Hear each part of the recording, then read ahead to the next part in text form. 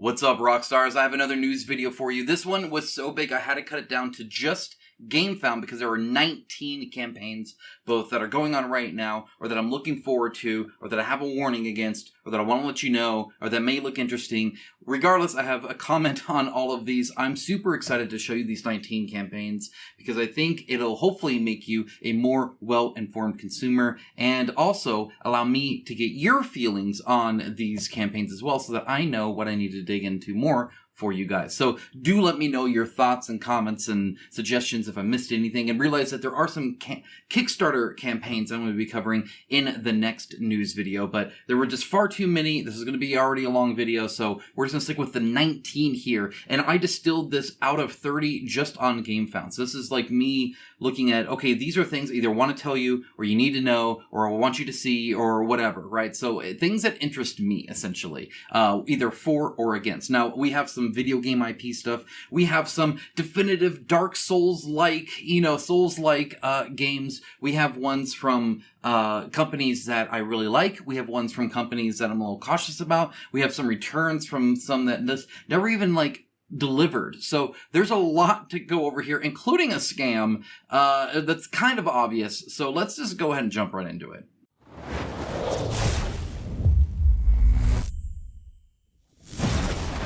Okay, so I want to start with a little bit of organization around the campaigns that are going on right now I want you to know. So Bantam West, 2E Solo and Co-op, we're actually at the very last day here. My apologies for being late on this to let you know, but last minute, this is your final reminder. There you go, Bantam West, this is the 2E version. Bantam West, if you don't know, is a game that's kind of like a very open world RPG Western-like thing. You could think of it kind of like Red Dead Redemption, if you know the video game. That sort, not really that vibe necessarily, but certainly that kind of style, if that makes sense. Very much a Western game. I want to live out on the West. You can do all sorts of stuff. There's stuff that you're doing with the board game itself, with other players. You can it's just very cool. More than I could probably get into for now.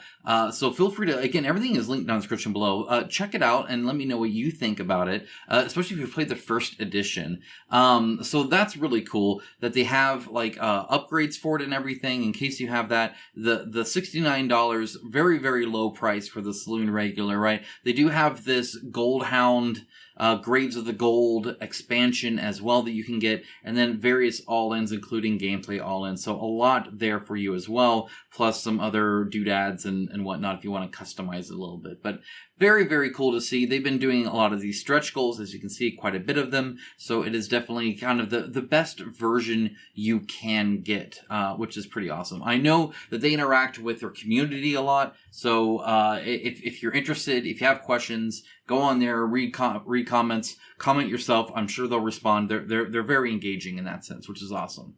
And that's from Bantam Planet. It's the company named after that. So there you go. Hey guys, cutting in here. I know I'm probably in the middle of a huge news video because there is so much to go over. So I actually wanted to record this early because I'm doing multiple days of research for you guys. Hopefully you appreciate it, and I hope that you appreciate Into the AM, today's sponsor, long-term sponsor. You can save an extra 10% off with my code down in the link below. That's on top of their Black Friday, Cyber Monday sales that are 30 to 60% off. Everything is on sale, and you can save 10% on top of those sales with my link down in the description below. They make great apparel just like this. I wanted to be careful or comfy, and I'm even wearing their sweatpants. Fantastic. I've been super comfy all day. I was like, you know what? I'm just going to chill out. I'm going to read about a whole bunch of cool games. I'm going to tell you guys about it. I'm going to tell you about Into the AM. You guys know that they've been a long-time sponsor. You guys know that they have real art from a real artist. I've worked with their artists, so everything you see is actually drawn and created by them. None of that AI stuff. They are the real deal. Fantastic quality, real company, great prices. Feel free to check them out. Again, link in the description below. I mean, just looking here, just real quick, and I promise we'll get right back to it because I know I have a lot to go over.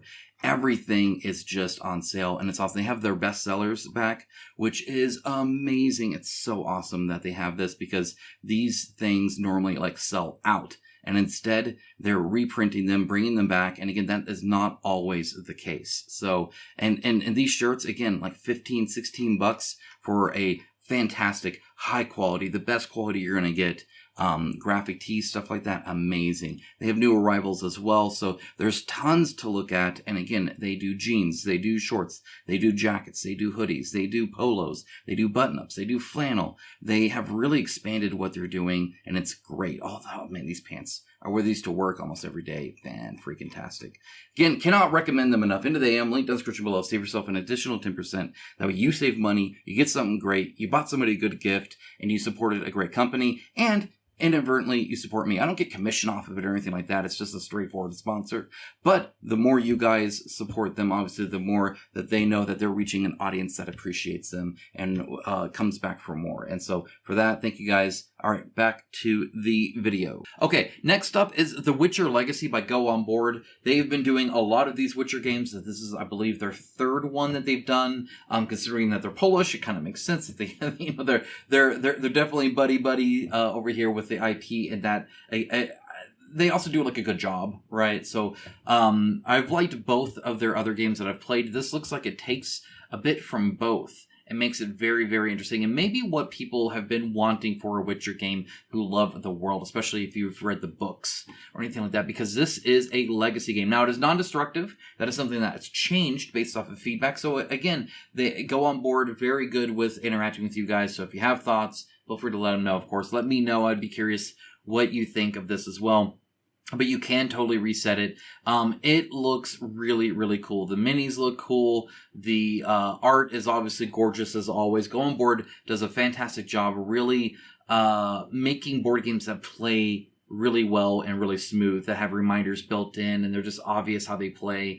And it's just something that's super easy. In fact, in this one it says the whole, you know, learn as you play, but this one I think truly will just kind of like, hey, you're training to be a Witcher, so here you go. It does have a solo mode as well, so that's super interesting. You get essentially like a little companion sidekick person that follows you around, and that you can use as well. So it's not like a solo as in like you're going to struggle because there's not another person to interact with, right? Some campaigns or some games really struggle with that because they're really meant for multiple people filling different roles. This one, not so much. Looks you can kind of like partner like that. There's a lot of these little like scenario expansion boxes, right? That just have, hey, here's another little quest line to do, and another little quest line to do, another little quest line to do. I think that's really, really cool to see.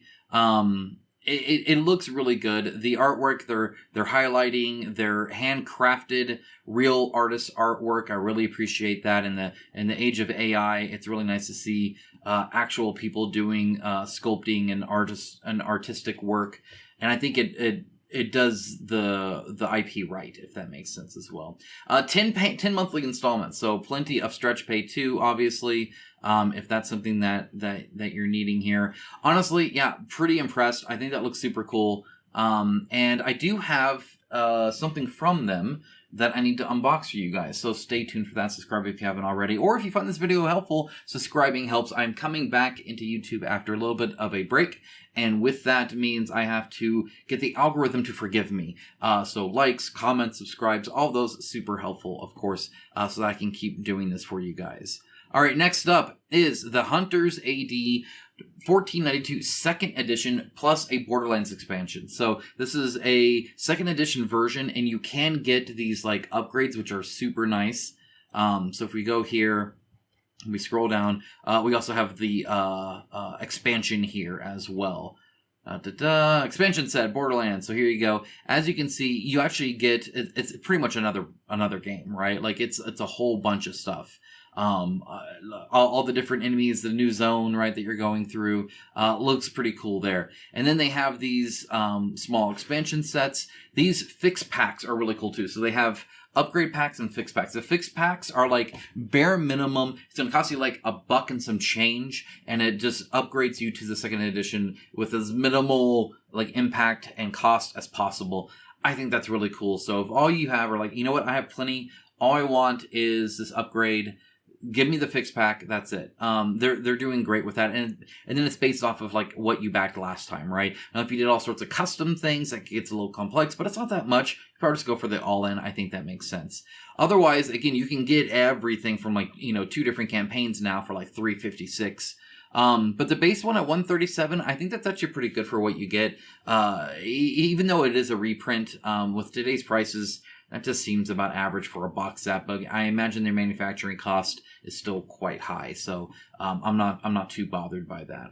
All right, next up we have Arydia, The Paths We Dare Tread, second printing, another second printing. We're seeing a lot of these. I don't know if it's because we're just taking less risks on crowdfunding, or because these games came out and don't need a lot, or what. Now, what's interesting is Far Off Games is the second printing, and it's because it's barely changed at all. And I don't remember where exactly it says that, but essentially, there's nothing new. They fixed a few typos, and that's it, right? So this is very much a upgrade pack, $1, right? There are no fundamental rule changes. We just fixed typos and adding a few FAQs where needed. That's it. So, this goes to show that this is just them doing essentially another bulk order through crowdfunding as opposed to changing anything. So you're seeing a wide variety of reasons why. Either way, I think it's kind of interesting. If you want to know how this plays, it reminds me of an old school CRPG, if you know what a CRPG is. The closest that we get now that you would probably know is the video game Baldur's Gate 3, right? That kind of isometric, you have a group of people, you're going around and doing very RPG heavy stuff. ARPGs like Diablo kind of came from that, actually, of interest. I've been playing some old Dungeon Siege 2 and stuff like that. Even the old BioWare stuff, Knights of the Old Republic, could be considered a CRPG. So think kind of like that to video games. To board games, they actually have a previous game that you probably know of, Xia, the XIA. It's the sci-fi open world kind of sandbox game. So in Arydia, same kind of thing. You can go and do a lot. Very much like an RPG. Very, very cool. I think it's neat. And I believe everything comes even pre-painted and stuff. The quality is a little bit low for me when it comes to the detail and the crispness and what I'm looking for. But for most board gamers, especially ones that are looking into this or that play these kind of games, this is actually kind of premium. So take that as you will. All right. That's it for campaigns going. I'm trying to move quickly because there's a lot to go through, especially some of these other ones, like the Scam one is coming up. There's a video game one that has almost 8,000 backers that I'm kind of worried about. So we're going to get to that. But first, we're going to start off easy. This is Duskhollow, Dungeons & Lasers. This is by Archon Studio. This will do extremely well. It has over 9,000 following it now, and it will continue to do amazing. Their Dungeons & Lasers quality are very good. Their campaigns are very good. The quality that they do is very good. Archon Studio has... It is amazing how far they've come from the, oh my gosh, it's Protoss, Alien vs. Predator history. Long forgotten, long forgiven. They are definitely doing really well now. Even I remember Chronicle X was so hard for them to get through, but they got through it and now they're on the other side, and I think they're much, much better for it. I've been very impressed by them, and I think most people have as well. This Lunatic Baba Yaga is amazing. Look at the skull that's upside down that she's riding there. That's just super cool. I love that. The designs that they have are very cool. Now, one thing I have noticed of more recent Dungeons and Lasers is they are more character focused. This is something that obviously they are responding to what people want, right? And so while it started out where they'd never had really any characters and it was just this kind of cave area or, the terrain, the Dungeons and Lasers, right? So sci-fi and fantasy terrain. They've come a long way from that and have really started still doing stuff around it, but really focusing on a lot of the characters because they have personality, because they're unique, because they're nice spins on classics. People can use them for the RPGs or just for painting a ton. That's all Hibbs Plastic. It's amazing. They do really, really well. I did want to show here, this is kind of what they're looking at here. So we got modular castles, rounded corners, several themes, thematic stretch goals, 5e compatible, unpainted and pre-painted. Their pre-painted stuff looks great, by the way. Works with all the other sets, dedicated add-ons, and a whole new region to explore of their kind of world that they've made. Very cool. It's going to do really well, of course. All right, next up we have MoonWardens. This is something I'm telling you to not back. In fact, I'm not even linking it down in the description below. with all the other great games. This one I'm going to link to you. You can go search it on your own if you want, but I do not suggest you back it at all. And in fact, it's kind of unfortunate that it's on GameFound, and hopefully GameFound can make a decision.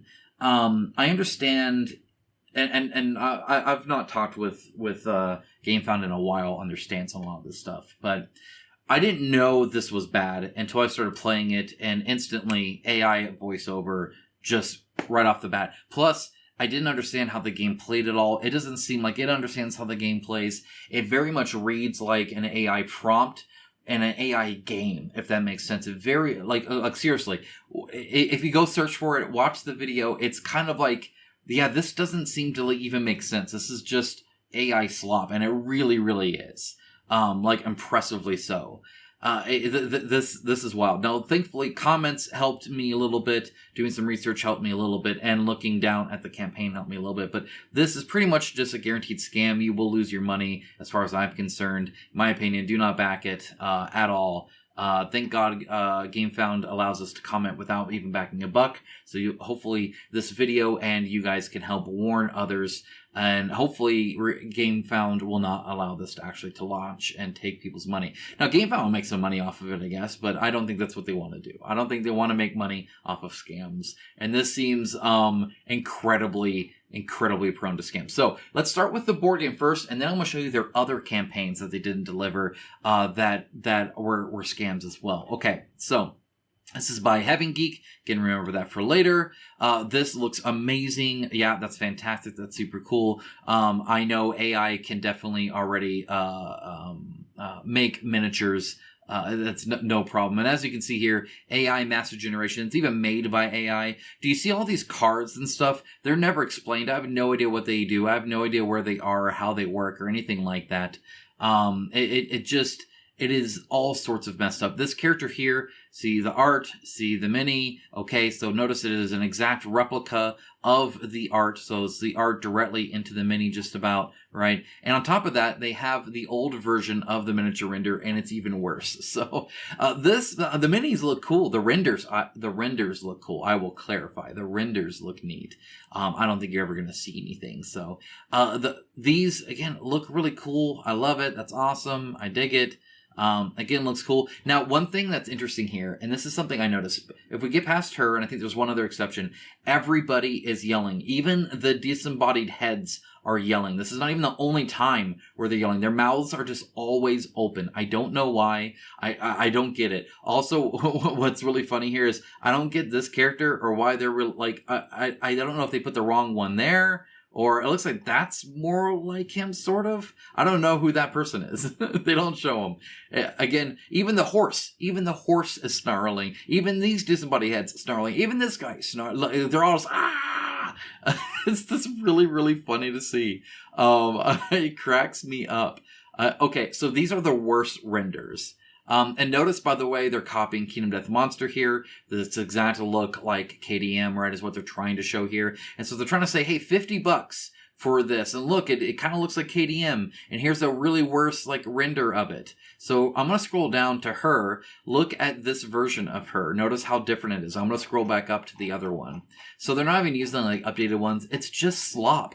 It's just all sloppy is what it is. It's somebody not putting a lot of effort or care into this to try and put as much as they can to get some money. And that's pretty much it. And again, they're not even showing all of these characters. So you see some of them, but not all of them.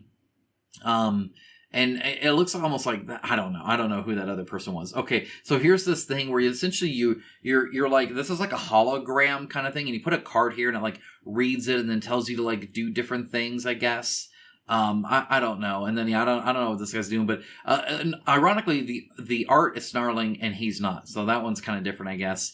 Don't expect the hair to look like that, though. You're not going to get a product anyway from this, as far as I can tell. The merchant, again, also looks fun, of course. So the designs go again, snarling. It just, I don't get it. It's so funny. This is holographic displays. Yeah, don't count on it. The biting whip recent. Notice there's nothing here. It's just there's nothing. Oh man, it looks so bad, guys. It really does. So standard box, $1,065. Okay.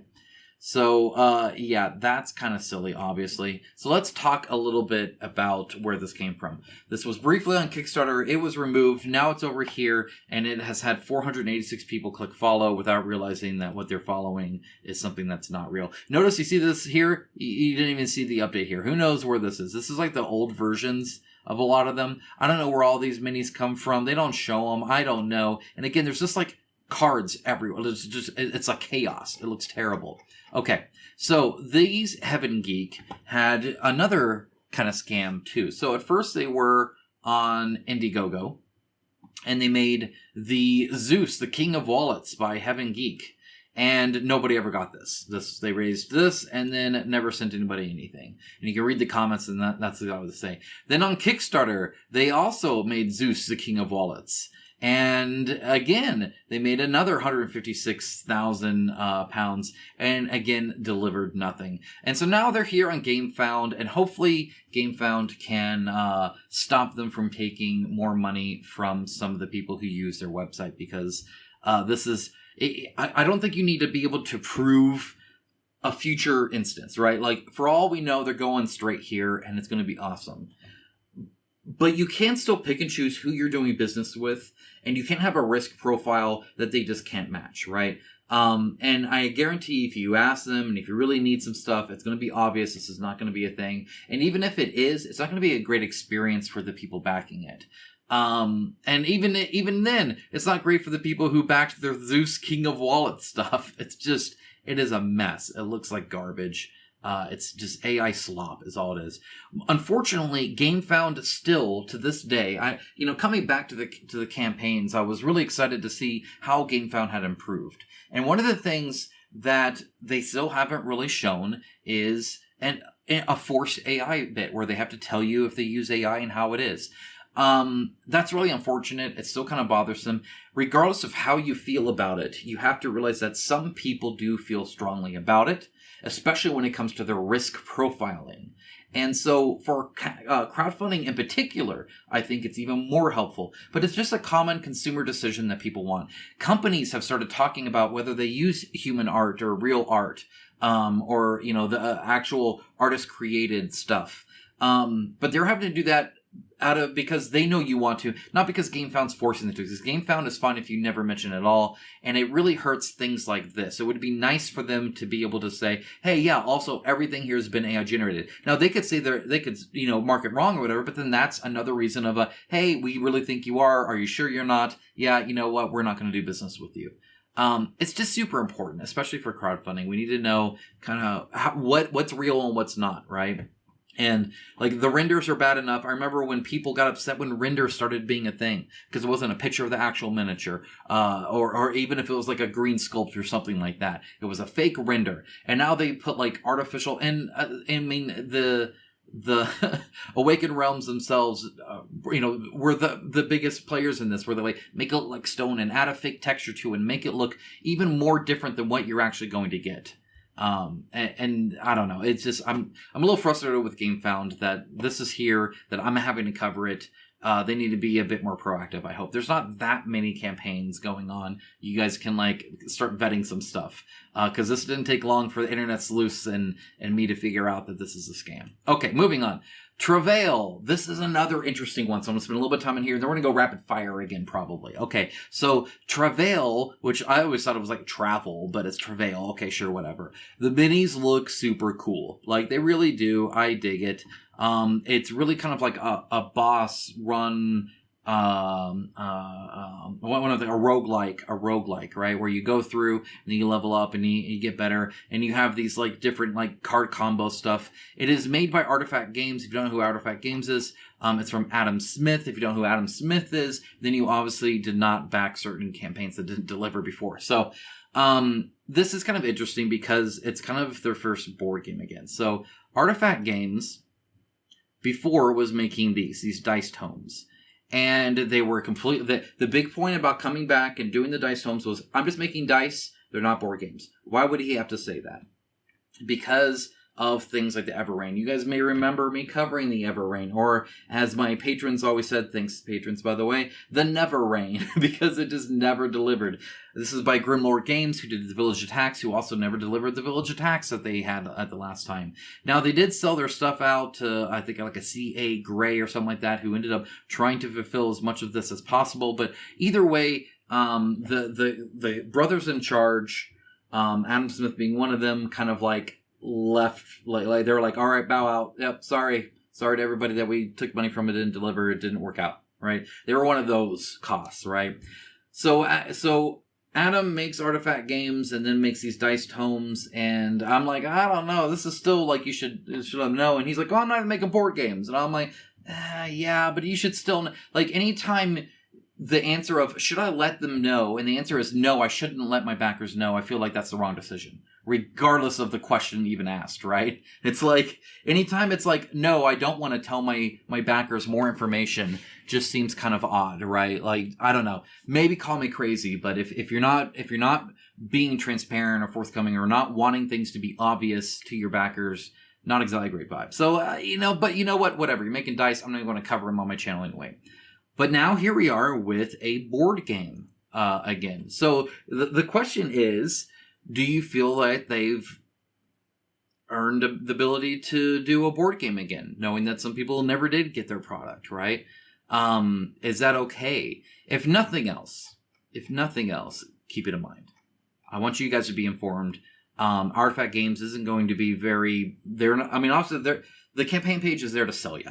Right? And to sell you, they're not going to be like, oh, by the way, we're kind of like related to one of the like big names over in the other one, right? And that's the other thing, is they always claim, oh, I never had any like decisions of anything. I was never management. I was never this. I was never that, right? They always downplay this kind of stuff, right? So, who knows? I wasn't there. All I know is that obviously they were the face of it. And, now, even then, when you start this out, like he's like right there. He's like, hey, this is me. Apparently it's not going to play, but anyway.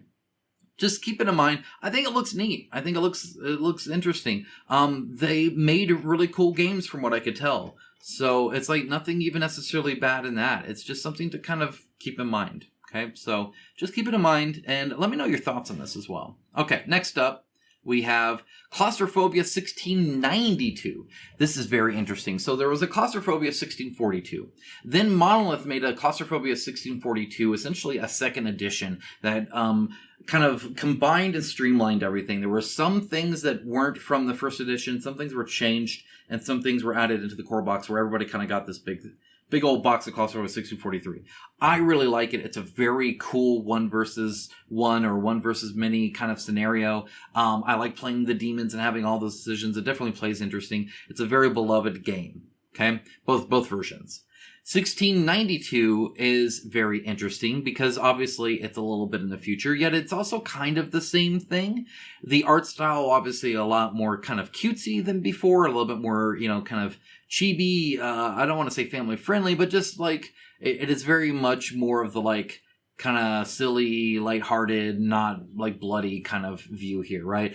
At least the Monolith version, kind of like hardcore, not in like a really negative or mature way, but just like very obviously these are like demons you're fighting, right? As opposed to whatever this is, right? So, my understanding though, and see, even like the tiles and stuff, is this is pretty much just the game again, right? So this is 1642, more closer to the first edition, and without all of the expansions that they eventually made. So I think it's, if I'm not mistaken, again, it's kind of hard to tell by now, but from comments I was reading and what's included, it seems like it's a little bit less than the Monolith version, a little bit more than, the old school version, and obviously updated. So, nothing wrong with that. I think it's a great game. And for people who don't have Claustrophobia 1643, you should definitely check this out because it's a really fun game and I really do enjoy it. Will Devere, I don't know these made up names. I don't know how they'll do necessarily. But I'm definitely excited to see kind of what they do with it. So, anyway, that's that. Let's move on. We have Agemonia expansions, Witches of Durragain and The Breach. Okay, so Agemonia, super cool game. Had a lot of fun with the prototype way back when. I haven't gotten my hands on the actual game yet. I do want to, though, because I did have a lot of fun with it. And the art, I loved the art in this game. It was so cool. New content, a whole bunch of stuff. Now, I will say that this bullet point is a little kind of odd, right? So, it says, play through 12 new scenarios. Okay. So, continue the hero stories from the epic conclusions, kind of saying the same thing. And then over here, we have, like, continue directly after completing the base game with your existing heroes. So that's like 3 bullet points that are kind of saying the same thing. More stuff, right? It's just saying kind of when and how. But, either way, a lot of actually new stuff here, regardless of that, right? But, and I like that they just kind of, like, list it here. Hey, here's everything new. Here's the new box. I will say the new box, probably more tame, because the normal box is like bright blue, right? So the kind of the more tamer red, kind of funny, actually. I want to say they had a pink box too. I know that they were not afraid to use some color, which I really appreciate. I'm excited for this one. So especially if you can get to the original again, I'll definitely be covering this more as it progresses and gets live. Okay, next up, Gateway by Tentacola, or whatever the heck. Looks really pretty. It says deck building, worker placement, resource management. That's kind of an odd grouping here. From my understanding, it's really a deck building game, and these worker placements and resource managements really add some more complexity and oomph to it. I like deck building games, but I like them because they're light. I can get them to the table really quick. I can play them very quickly. Often they're themed and really fun things because they're just card games like the DC deck building game or the Star Wars deck building game. That sort of stuff I like. But they can also do kind of interesting things. And so seeing the worker placement and resource management on top of that, kind of interesting. Now, it's not super clear exactly how you're doing all of that with the intricacies. However, you can dig pretty deep into here. They do show quite a bit of stuff that you're doing, right? And the art looks very cool as well. So I really dig that too. So, and the style seems kind of funny. So it looks like a kind of lighthearted Cthulhu kind of game. So yeah, it seems kind of neat. Either way, I'm kind of interested. But again, I haven't looked totally into it, haven't dove into it totally, like completely. Just for now, I'm like, okay, that looks kind of interesting. So, yeah, that is Gateway. Kind of interesting. Okay. Next up, we have Wasteland Wars 32mm. This is a group of STLs that you can buy to 3D print. If you play RPGs or skirmish games or anything like that, or just want to paint some minis or have some cool minis that are, kind of like a Fallout Wasteland kind of thing, then this is definitely something that looks cool. Even like the hyenas and stuff and the robots, it just looks like a very cool group of minis. So if you're interested, there you go. All right, next up, we have Bloodfields 3rd edition. Very, very interested in this. Okay, so this is Titan Forge. Titan Forge started out as a 3D printing company, but now does quite a few board games. In this case, Bloodfields, the 3rd edition. It says a complete 3rd edition Bloodfields skirmish fantasy war game, all you need to play in a single box, and they really stand by that. Okay. So, first of all, it's kind of funny because they're like, oh, look, it's all, it seems today that all you have in Wargame is grimdark, gore, sorrow, and obscurity. And so let's have some drunk dwarves and stuff. So that's what they're doing here. The minis look incredible. I love the whole jumping off the shield stuff. Like, that looks really cool. Like the little kind of dragon guy there. And they just like, they're having a lot of fun. This guy looks super cool too. Plus they have doggos with spikes. I dig it. The cards and artwork look great. That looks awesome. Even these like kind of, oh man, it almost reminds me of like Spyro the Dragon kind of vibe going on here, right? They just look like a lot of fun. I dig it. And still kind of cool though as well. So it just comes with the minis and the cards and the stuff you need for 2 people to play. And I think that's awesome. You can kind of see it on here. Yeah, I don't know. I like it. I think that looks really cool. So, I don't know how the gameplay is. I haven't dug into the other 2 editions or what's changed here yet. But certainly something on my radar. Okay. Next up, Nanolith. Oh my gosh, I love Nanolith. Nanolith Ultimate Edition, 2nd print plus expansion, Rise of the Resistance plus X. I don't know what X is. I think X may be filled in later because I couldn't really find any information on it. But yeah, this looks like the best version of it. It's putting everything into one big old box. It looks great. I love their like Goku look of the 1 to 4 players. It's just such a fun vibe. The open worldness of it is really cool. The art style is fun. The gameplay was great. I really enjoyed my time with it. Excuse me. This has a core game, the Rise of the Resistance, and the deluxe box, kind of all into this Ultimate Edition, which again looks super great to me. So I think that's great. It's got key features here, minimal setup, addictive escalating action system, an open world experience, innovative semi-permanent leveling system. Again, there's lots of like video reviews and stuff like that out now, so feel free to kind of take a look, see if it's something for you. And if it is, this might be the best time to get into it. Again, I really like Nanolith. Even just the fact that it has like a comic book style story thing, just really fun for me. Okay. On the home stretch here, Ronin's Revenge by Dragori Games. Dragori Games did Tanaris, which I adore. Ronin's Revenge looks really cool. Now, this one is very much, it is telling you it is a Souls-like. It says December, it was moved to January. So this is an FYI, it's because reviewers are doing their stuff. I haven't been in contact with them. I've been away, as you guys know, so I'm just getting back into it. Hello, I'm back. And yeah, the free day one gift looks huge and amazing, obviously. But let's go ahead and dive into this a bit more. So one of the things that obviously that they do, and just so you know, they obviously use AI in their art. They have for a long time. Okay. So the ultimate Souls-like experience on your tabletop. Be prepared to die, but not for bad luck. Immersive, non-linear exploration, deep stamina management, rolling through barrels. No, I'm kidding. Simple rules, quick setup, epic campaigns, and engaging storytelling. 70+ hours of gameplay. Level up and weapon mastery, a true Souls-like, find all the mechanics that you would need, healing flash charges, upgrade weapons, craft unique character builds, managing stamina, tumble and roll to avoid attacks, all that sort of stuff, right? And then it says, what is the Souls-like? So again, it's like very much, this is our Dark Souls, right? Which is kind of interesting. But they feel it is a masterclass adaptation. And honestly, it does look, just by how they're like, I guess I haven't seen it, but how they're talking about it, it does seem like it's fixing what a lot of people had issues with the Dark Souls board game, for instance. Too punishy for casuals? No, because you can have the summon spirit, so it's going Elden Ring style. I'm digging that. No randomness, won't it get boring? No, because bosses dynamically react to every move you make, and therefore, even though it's not random, it is something where like you're kind of navigating through it and your run is unique. That's kind of what they're saying here. No grinding, 70+ hours too long, quick setup, So anyway, looks pretty cool, looks interesting. I'm interested in it, obviously. I do like a good Souls-like experience, and of course, Dragori Games, I have liked their games in the past. I think they're quite strategic and good. And even with like Tanaris, it didn't have a lot of randomness. It had a roll, but you did like, damage regardless. And they actually were like resistant to too much unknown from the get-go. So sounds good to me. Okay, next up, Sheol 2.0 plus Midnight Odyssey. Again, this is another one I'm excited for. Sheol was such a roller coaster of a game, and Lunar Oak Studio, how amazing that they're even still like going.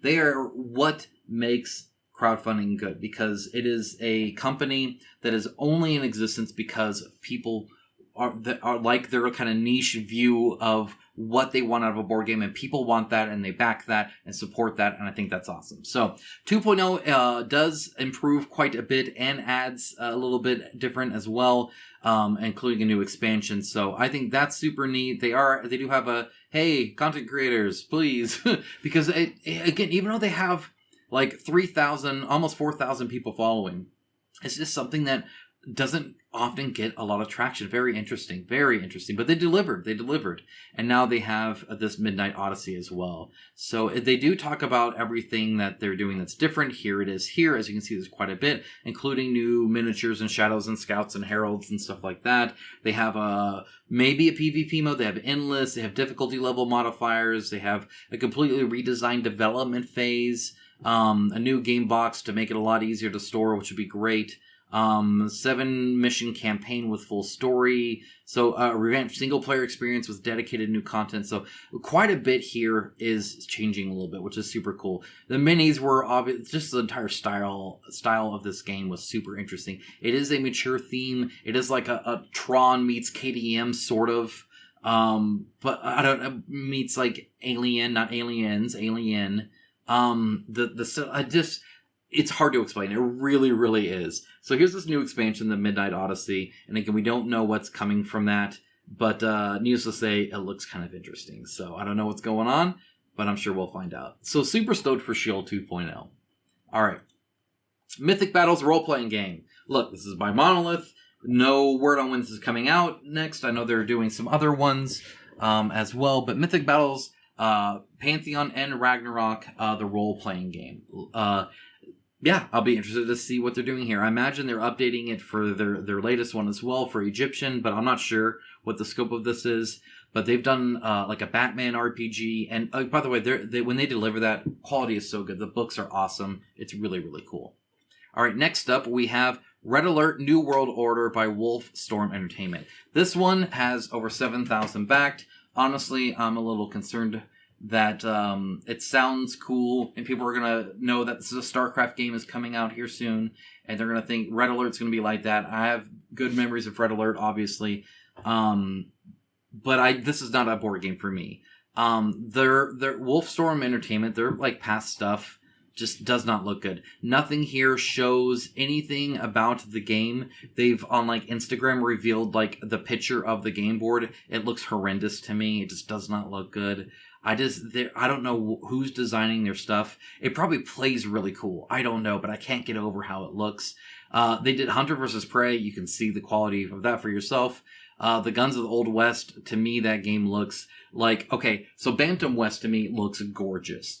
Guns of the Old West looks terrible to me. It's night and day difference between the two. So I don't really have a lot of faith in this company. From what I can tell, they just do not make board games that I'm wanting to play. Maybe you do, in which case this would be kind of cool. But I do caution, don't just get blinded by the IP. Red Alert, super cool.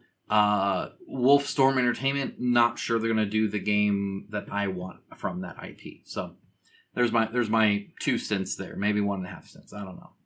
Next up, Blasphemous the role-playing game. Just a quick shout out. Obviously, the Blasphemous board game came out last year, I guess. And now the role-playing game coming out now. So, yeah, it'll be a cool RPG, I'm sure. It's a very cool world. I love RPG books just for the art and the lore, and they're just fun and nerdy and cool. But, yeah, that would be a kind of an impressive RPG, I suppose. All right, and then finally, I mentioned this in another video, but Quake the board game coming out by Archon Studio. That's, I think, what they're going to be focused on here soon. And then there's, like, Dishonored as well, but that's not even, like, ready yet. So, either way, quite a bit. Dear Lord, guys. Okay, look. My voice is about to go out. That's obviously a lot. As you can see, I limited it to just GameFound because there's even more on Kickstarter. So stay tuned for my next news video where I'm going to dive into some of that. As I said, I have a Witcher Legacy thing to unbox for you, so stay tuned for that as well. Plus a few other things I need to get caught up on. And there's a few other things I'm digging into that might end up being a news opinion kind of style video as well. Not sure. It depends on what I find out on that. So I'm looking at some other things. Guys, thank you so much. Again, thank you to my patrons, to my YouTube members, to all of you guys that are subscribing and commenting and liking and helping me get back to this. Thank you guys so much, of course. Check out Another AM. They have a crazy sale going on right now, and you can save 10% more on top of that with the link in the description below using my code. Thank you so much. Have a great rest of your day. Take care. Bye, guys.